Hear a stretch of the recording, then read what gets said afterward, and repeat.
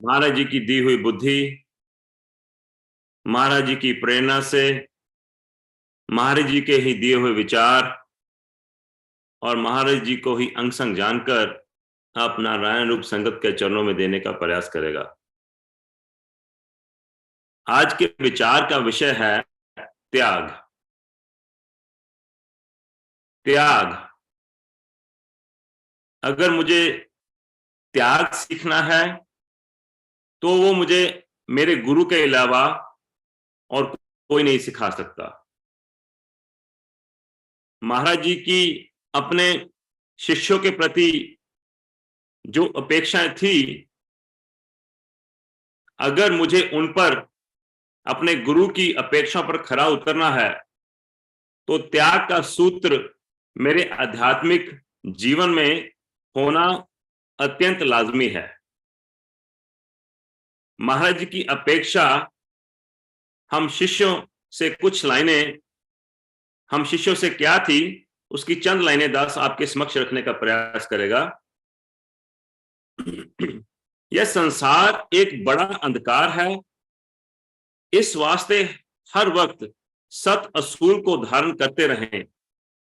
कुर्बानी से जिंदगी मिलती है, तुम्हारी जिंदगी बहुत ही कुर्बानी वाली चाहते हैं। कुर्बानी से जिंदगी मिलती है, तुम्हारी जिंदगी बहुत ही कुर्बानी वाली चाहते हैं। इस वक्त ईर्ष्या द्वेष की आग प्रचंड हो रही है, इसको बुझाने के लिए समता की रोशनी तलु यानी समता की रोशनी प्रकट हुई है। तुम गुरमुख इस रोशनी की किरणें बनकर अपने जीवन और देश को जरूर प्रकाश करें। हर घड़ी, हर लम्हा अपनी इखलाकी यानी व्यवहारिक जिंदगी का सुधार, अपनी आत्मिक उन्नति रोजाना अभ्यास करके प्राप्त करें। प्रेमी जियो, तुम्हारी नेक सीरत यानी शुभ गुण हर वक्त चाहते हैं। तुम्हारे अंदर परोपकार और देश सेवा की तड़प चाहते हैं। तुम्हारे अंदर दुखियों के दुख का एहसास चाहते हैं। तुम्हारे अंदर एकता सत्संग चाहते हैं। तुम्हारे अंदर अपने सच्चे प्राचीन बुजुर्गों का आदर्श चाहते हैं। तुम्हारे अंदर समता के लामदूद यानी असीम दायरे की रोशनी चाहते हैं। तुम्हारे अंदर गुरु भक्ति और ईश्वर परायण जीवन चाहते हैं। तुम क्या प्रेमी सच्चे अधिकारी इस हमारी प्यास को पूर्ण करोगे? तुम क्या प्रेमी सच्चे अधिकारी इस हमारी प्यास को पूर्ण करोगे? आदरणीय प्रेमियों, महाराज की जो अपेक्षा मुझसे है वो हम सब ने सुनी और शुरू की लाइनों में ही महाराज ने मुझे यह समझाने की कोशिश की कि वह मेरी जिंदगी बहुत कुर्बानी वाली चाहते हैं और कुर्बानी से ही जिंदगी मिलती है। कुर्बानी यानी त्याग। तो जिन अपेक्षा को महाराज ने मेरे सामने रखा है और मेरा आध्यात्मिक जीवन कितने वर्षों से चलता आ रहा है, तो हम सब अपना आकलन करके देखें कि मैं क्या गुरु के इन कहे वचनों के ऊपर कहां कहां तक खरा उतरता हूं। महाराज ने अपना बही खाता लगाने के लिए हम सबको कहा है। अब अगर मेरा कोई बिजनेस है या मैं कोई नौकरी करता हूं तो मैं साल भर इनकम टैक्स फाइल करता हूं, या मेरा कोई बिजनेस है तो उसका बही खाता मैं हर साल बाद अपना लगाता हूं, देखता हूं क्या प्रॉफिट है क्या नुकसान है। लेकिन आध्यात्मिक जो बही खाता है आधुनिक प्रेमियों, उसको हर साल बाद चेक नहीं किया जा सकता। महाराज ने कहा कि मेरी बुद्धि हमेशा बाहोश बुद्धि रहनी चाहिए। ये बही खाता मेरा पल पल मेरे सामने होना चाहिए।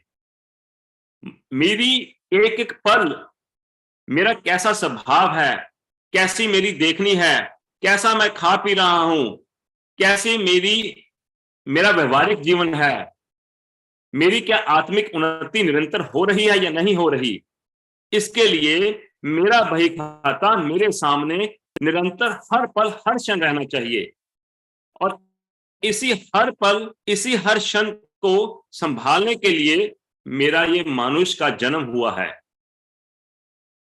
और मैं अपना मानुष का जन्म इसके उल्ट हर एक चीज के लिए समझता हूं, लेकिन जिस चीज के लिए ये मानुष का चोला ईश्वर ने मुझे ये दिया है, वो मेरे जहन में कतई नहीं उठता।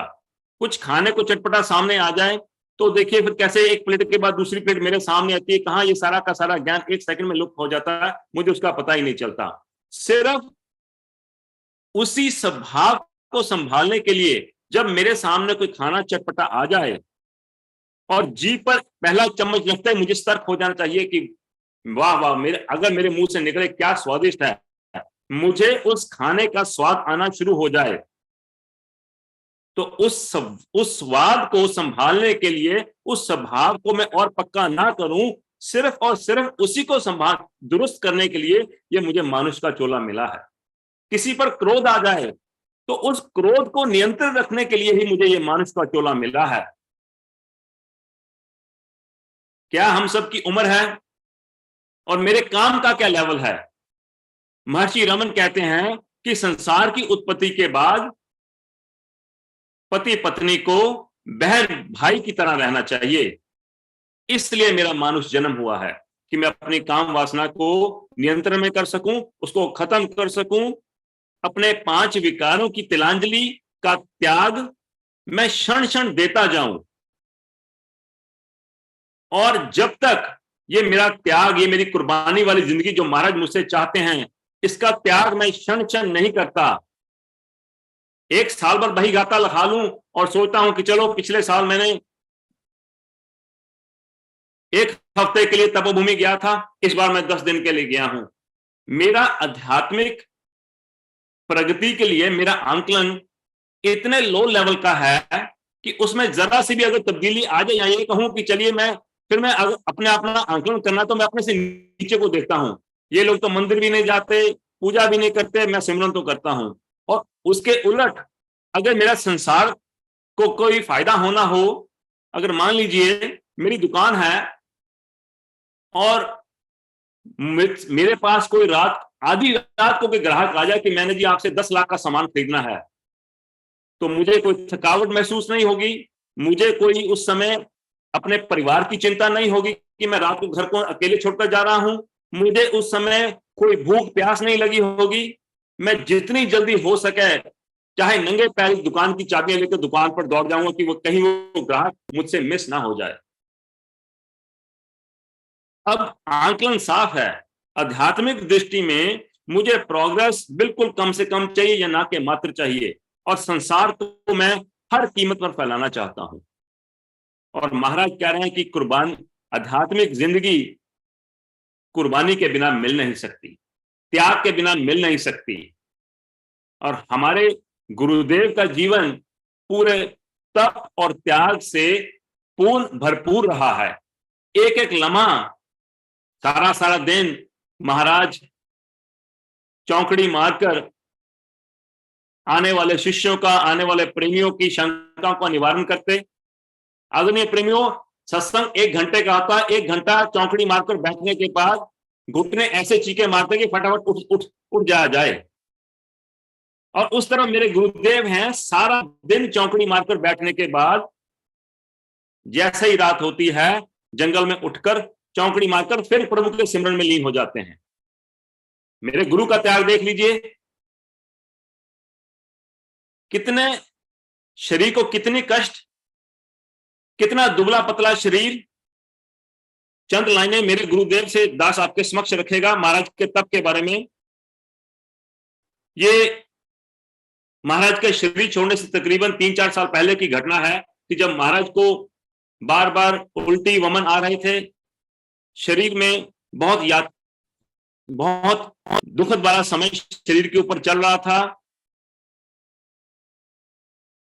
शरीर दिन प्रतिदिन दुर्बल होता जा रहा था, सर्दी के कारण रातें ठंडी हो जा रही थी, शरीर आसमान के नीचे रात ने काटने में असमर्थ था। लेकिन उस पर ना तो कभी पहले ही दया हुई थी और ना ही अब हुई। आखिर सर्दी का असर होना जरूरी था। एक दिन निमोनिया ने हमला कर दिया। पहले ही महाराज के शरीर के ऊपर इतने कष्ट आ रहे हैं, लेकिन अपने सिमरन का नियम, बाहर रातें जंगलों में जाकर सिमरन करने का नियम, उसमें कोई तब्दीली नहीं। एक दिन निमोनिया ने हमला कर दिया, इलाज का सुचारू प्रबंध किया, परंतु इस हालत में भी रात बाहर ही कटती रही। जोर देकर कोई रोक भी नहीं सकता था। इतना साहस किसके पास था? जब किसी ने दबी जुबान में कुछ कहना चाहा तो एक ही उत्तर मिलता, तुमसे ये अधिक समझते हैं, इनके काम में दखल ना दिया करो। और आदरणीय प्रेमियों, मेरा जरा सा भी आध्यात्मिक रास्ते के ऊपर चलना शुरू कर दूं तो मेरे परिवार वालों को चिंता हो जाती है कि आज का व्रत है तो आज सारा दिन इसने नहीं खाया, तपोभूमि जा रहे हैं 15 दिन के लिए, इसको 10 दिन के लिए कर लो। और मेरा मन भी अंदर से, अगर कहूं तो पूरा बेईमान है। ये सुनने के लिए रहते कि कोई मुझे कह दे कि आज खा लो, तो साथ ही मैं फटाफट कह दो चलो जी एक कटोरी सब्जी की दे दो। 15 दिन के तपोभूमि जा रहा हूं, चलो इसको 10 दिन के लिए कर लेता हूं। और इधर महाराज जी का तप का जीवन देख लें। पूरी कायनात उनके कदमों में है, पूरी सृष्टि के वह मालिक हैं। पूर्ण 5 विकारों पर उनकी विजय है, भूख प्यास निद्रा पर उनकी विजय है। और निर्माणता इस कदर मेरे गुरु की कि उनको लोइयां बेचने वाला कहा कि कोई पास से निकला और उनको लोइयां बेचने वाला समझ लिया गया। जरा देखिए कि गुरु ने समुद्र पिया हुआ है और उनके लब तक गीले नहीं हुए। और मेरा अंदर से सारा ड्राइनेस है और लब मेरे ऐसे गीले होते हैं, मेरा शो ऑफ ऐसा होता है, मेरा अहंकार इस कदर होता है कि पता नहीं मैंने क्या हासिल कर लिया है। कुर्बानी वाली जिंदगी अगर मैं अपनी चाहता हूं, महाराज की अपेक्षा के ऊपर खरा उतरना चाहता हूं, तो ये तप, ये त्याग, ये कुर्बानी वाली जिंदगी मेरी निरंतर बढ़ती रहनी चाहिए। ये कहकर मैं छुटकारा नहीं कर सकता जी मैं सत्संग में जाता हूं, मैं सिमरन में बैठता हूं और सालों साल निकल जाए, फिर अपना आंकलन करता है कि नहीं जी मेरा तो कुछ बना नहीं।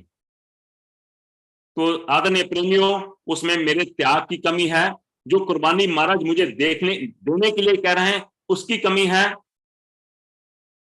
मेरा संसार, जिस कदर संसार में मेरी प्रायोरिटीज हैं, जिस कदर संसार को मैं इस तरह इमरजेंसी जैसे लगने वाली है, इस तरह धन बटोरता हूं, अगर यही मेरी जद्दोजहद, यही मेरा सोचने का नजरिया आध्यात्मिक रास्ते पर आ जाए तो बात बनने में देरी ना लगे। महाराज ने इस त्याग के ऊपर एक प्रेमी ने महाराज से एक प्रश्न पूछा कि महाराज ऐसा कौन सा साधन है जिनको अपनाकर इंसान अपने कार्य में सफल हो जाता है, चाहे यह संसारी हो या परमार्थिक। अब देखिए क्वेश्चन ही कितना पॉलिटिकल है कि मैं अपनी तरक्की चाहता हूं, संसारिक भी या परमार्थिक भी, लेकिन गुरु का आंसर देखिए। प्रेमी किसी भी अवस्था को प्राप्त करने का पहले निश्चय होना चाहिए और यह निश्चय पक्का होना चाहिए। क्या ईश्वर प्राप्ति मेरा निश्चय ईमानदारी से हो गया है? और अगर हो गया है तो ये क्या मेरा पक्का निश्चय है? अगर पक्का निश्चय होगा तो मेरे जीवन में कुर्बानी और त्याग को आने से कोई रोक नहीं सकता। और अगर कुर्बानी और त्याग भरा मेरा आध्यात्मिक जीवन नहीं है तो मैं गुरु की इस पहले उत्तर की इसी लाइन पर ही फेल हो जाता हूं कि मेरा ईश्वर प्राप्ति का जो निश्चय है उसी में मैं ईमानदार नहीं हूं। मैं देखा देखी तो कहता हूं क्योंकि मैं अपने आप को समाज में नास्तिक नहीं कहलाना चाहता। मैं ये नहीं कहना चाहता कि मैंने समतावाद की टी शर्ट नहीं पहनी है। महाराज कह रहे हैं कि किसी भी अवस्था को प्राप्त करने का पहले निश्चय होना चाहिए और यह निश्चय पक्का होना चाहिए। फिर सफलता के लिए यथार्थ यत्न करना चाहिए। फिर सफलता के लिए यथार्थ यत्न करना चाहिए। अब ग्रंथ श्री समता विलास इन सारे यथार्थ यत्नों को हासिल करने के लिए महाराज ने बर्फीली चोटियों, शमशान घाट में जाकर, कहां कहां जाकर इसी यत्न यथार्थ को पूरा करने के सूत्र के बाद सूत्र के बाद सूत्र मुझे दिए। लेकिन क्या वैल्यू है इस ग्रंथ की मेरे जीवन में? सत्संग सुनते सुनते मेरे बाल सफेद हो गए, लेकिन मैं फिर उनको काले करने लग जाता हूं। ये सीखा है मैंने आज तक। मैं मरना तो चाहता नहीं हूं, मैं तो बूढ़ा होना नहीं चाहता हूं, मैं अपने आप को वृद्ध नहीं कहलाना चाहता हूं। महाराज कह रहे हैं फिर सफलता के लिए यथार्थ यत्न करना चाहिए, तब कहीं नतीजा ठीक निकलता है। निश्चय करने का अर्थ है कि जिस कार्य को हाथ में लेना हो उसको पहले अच्छी प्रकार से समझ लो, उसकी ऊंच नीच और अपनी शक्ति का पूरा पूरा जायजा ले लो, उसके पश्चात यत्न करना शुरू करो। किसी कार्य को पूरा करने के लिए यत्न करना ऐसे है जैसे निश्चय करें कि यह कार्य 10 बजे तक समाप्त करना है। बहुत इंपॉर्टेंट लाइन है, कृपया अपने मन की एकाग्रता बनाए रखें। महाराज यहां पर बहुत ही इंपॉर्टेंट सूत्र मुझे समझाने की कोशिश कर रहे हैं। किसी कार्य को पूरा करने के लिए यत्न करना ऐसे है जैसे यह निश्चय करें कि यह कार्य 10 बजे तक समाप्त करना है, लेकिन वह 4 बजे तक खत्म नहीं हो पाया। ऐसे यत्न को यथार्थ यत्न नहीं कहते। इज इक्वल टू मेरा आध्यात्मिक जीवन। ये जो अभी 2 लाइनें मैंने सुनी कि अगर किसी चीज को मैं खत्म, कोई काम मेरे हाथ में मैंने लिया तो उसको 10 बजे तक करने का निर्णय मैंने सोचा कि ये 10 बजे तक मैं खत्म कर लूंगा, लेकिन वो 4 बजे तक खत्म ही नहीं हुआ।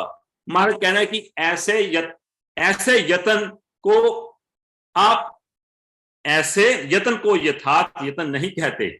मेरा आध्यात्मिक जीवन भी तो ऐसा ही है आदरणीय प्रेमियों।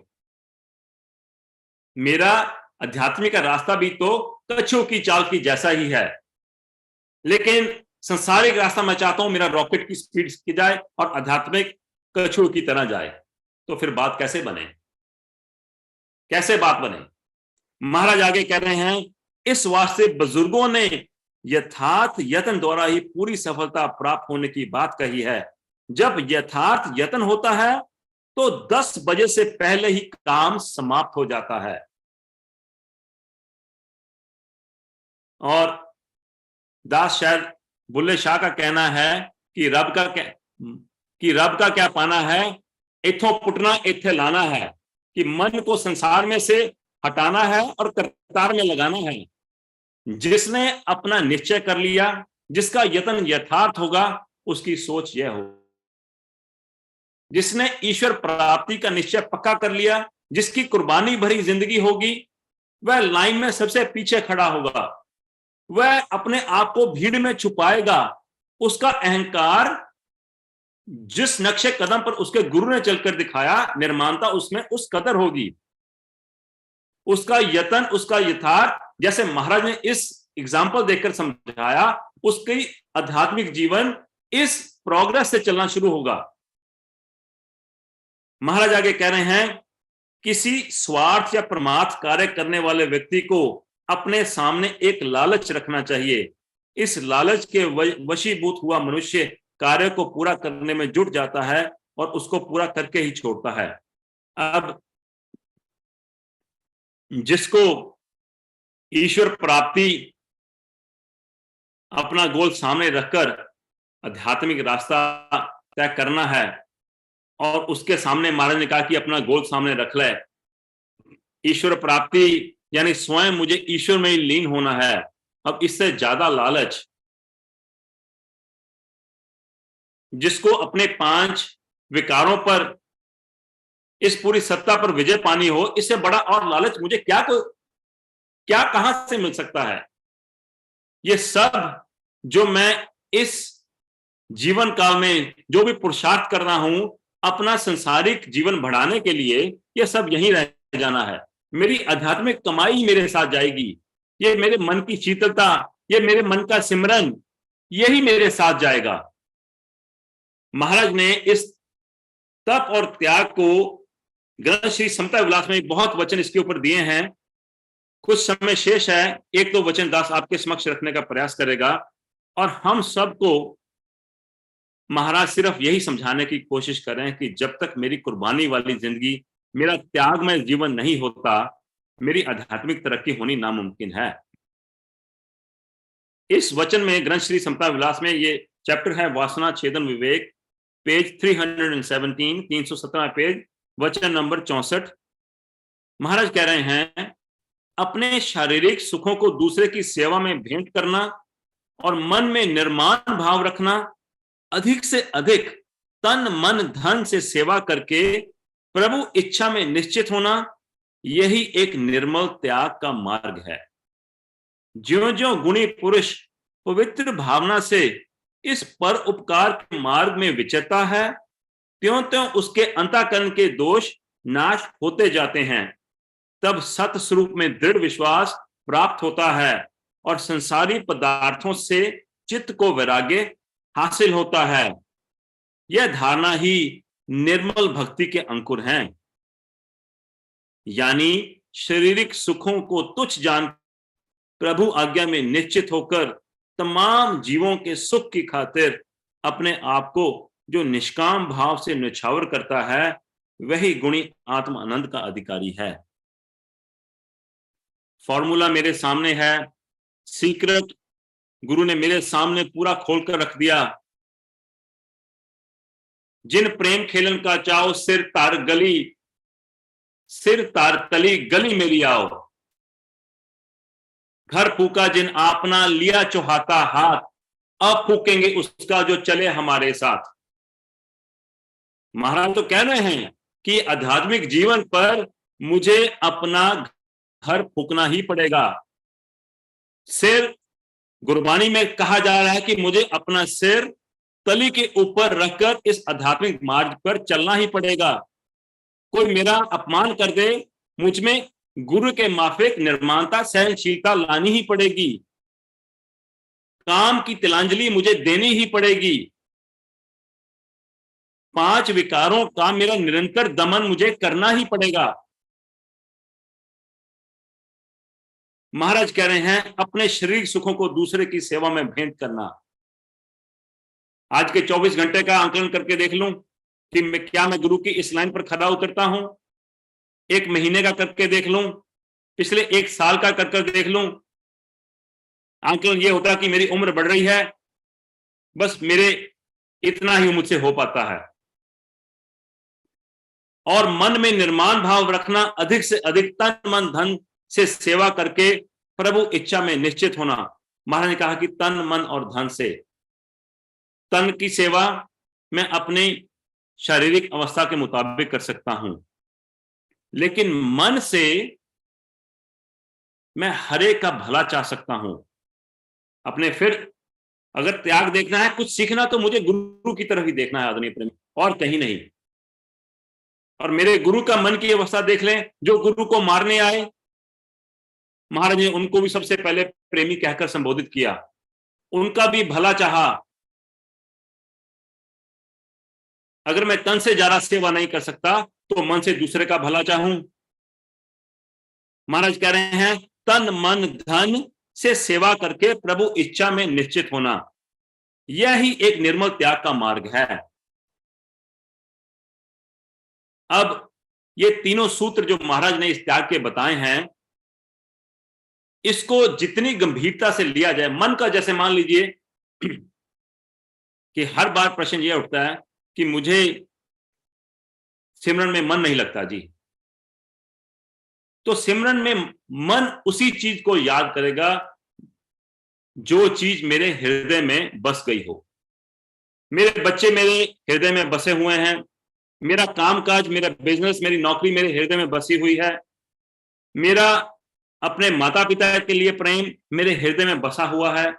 इसीलिए ये सारी चीजें मेरे मन में हमेशा रहती हैं। त्याग मेरे मन में नहीं बसा, ईश्वर प्रेम मेरे मन में नहीं बसा, इसीलिए मुझे उस तरफ इतना जोर लगाना पड़ता है। इतनी बार सत्संग सुन सुनकर भी मैं इसीलिए बार बार फेल होता हूं कि जो चीज मेरे मन ने एक्सेप्ट नहीं की, वो हृदय में, मेरे हार्ट में, हृदय में, मेरे जहन में कैसे उतर सकती है। तो महाराज जो यहां मुझे समझाने की कोशिश कर रहे हैं कि तन मन धन से सेवा करके प्रभु इच्छा में निश्चित होना, यही एक निर्मल त्याग का मार्ग है। ज्यों ज्यों गुणी पुरुष पवित्र भावना से इस पर उपकार के मार्ग में विचरता है, त्यों तो उसके अंतःकरण के दोष नाश होते जाते हैं। अब मेरी प्रोग्रेस कैसे हो उसका भी सूत्र महाराज ने बता दिया। ज्यों ज्यों गुणी पुरुष पवित्र भावना से इस पर उपकार के मार्ग में विचरता है, तो क्या मैंने अपना अहंकार एक साइड पर रखा? क्या मैंने अपनी लाइकिंग्स डिसलाइकिंग्स एक साइड पर रखी? मैं तो हर एक चीज को अपनी तरह से चलाना चाहता हूं, लेकिन एक महाराज हैं जो कहते हैं कि प्रेमी, ये तो हर बात से मुनकिर हैं। अगर आदरणीय प्रेमी श्री देवराज गुप्ता जी उठकर जा रहे हैं तो गुरु की निर्माणता देखें, कहते हैं कि अगर शिष्य बनकर वापस नहीं आना तो गुरु बनकर ही वापस आ जाना। देखिए किस कदर अपने अहंकार का गुरु ने त्याग किया। महाराज कह रहे हैं कि जिस गुणी जो जो गुणी पुरुष पवित्र भावना से इस पर उपकार के मार्ग में विचरता है। क्या पर उपकार ईमानदारी से मैं दूसरे का करना चाहता हूं? अगर मैं करना चाहता हूं तो मेरे सामने लिंग पुलिंग नाम रूप आकार, फिर मैं इसमें नहीं फंसना चाहिए। मुझे फलाने का ये नाम आते ही उसकी आदतें उसका उसका भला बुरा है वो मेरे सामने आ जाता है, और वो गया परोपकार। फिर मेरी किसी से नहीं बनती। मान लीजिए मेरा नेबर ही है, मेरी अपने नेबर से नहीं बनती, उसका नाम लेते ही उसके गुण उसके बुरे दोष मेरे सामने आ जाएंगे। तो मेरे पास एक पूरा किताब लिखने का मसाला हुआ कि इसमें इतनी बुराइयां हैं।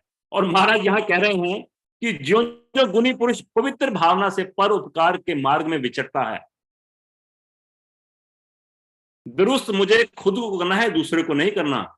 अगर किसी दूसरे के प्रति मुझ में ईर्ष्या द्वेष है तो उसका त्याग महाराज मुझे यहां करने के लिए कह रहे हैं। यही कुर्बानी वाली जिंदगी जो दास ने शुरू में महाराज की अपेक्षा पढ़ी, यही कुर्बानी वाली जिंदगी महाराज अपने शिष्यों से चाहते हैं कि दुरुस्तगी मुझे अपनी करनी है, ईर्ष्या द्वेष का त्याग मुझे अपने अंदर से निकालना है। और जब मैं इस भावना से, इस पवित्र भावना से इस मार्ग में विचरूंगा तो गुरबानी का शब्द है, बुला भरा किसनु कहिए सगले जीव तुम्हारे। सब में तुम ही रम रहे हो, फिर मेरे आगे कौन भला है और कौन बुरा है। कबीरा खड़ा बाजार में सबकी मांगे खैर, ना किसी से दोस्ती ना किसी से बैर। और महाराज भी यहां ये कहना, जो जो गुणी पुरुष पवित्र भावना से इस पर उपकार के मार्ग में विचरता है, त्यों तो उसके अंतःकरण के दोष नाश होते जाते हैं। तो मेरा अंतःकरण अगर पवित्र नहीं हो रहा, मेरा आध्यात्मिक रास्ता अगर उसमें प्रोग्रेस नहीं हो रही, तो महाराज सीधी उंगली मेरी तरफ ही जा रही है कि मेरी ही पवित्र भावना में खोट है। मैं जो अपने आप को कहता हूं कि मैं बहुत बड़ा परोपकारी हूं, उसके ऊपर बहुत बड़ा क्रॉस महाराज ने लगा दिया कि जब तक मैं अपनी पवित्र भावना से इस परोपकार के मार्ग पर नहीं विचरता, तब तक मेरे जो अंतःकरण के दोष है वो नाश नहीं होते। तो आदरणीय प्रेमियों, बही खाता फिर खोल लें कि अगर मेरे अंतःकरण में अभी तक मुझे दोष खुद में नजर आते हैं, तो फिर कहीं ना कहीं से लीकेज तो हो रही है। और महाराज ने कहा है कि हम सब अपने मन की चतुराइयों को जानते हैं, अपने विकारों को अच्छी तरह से जानते हैं, उनका आकलन करें, अपना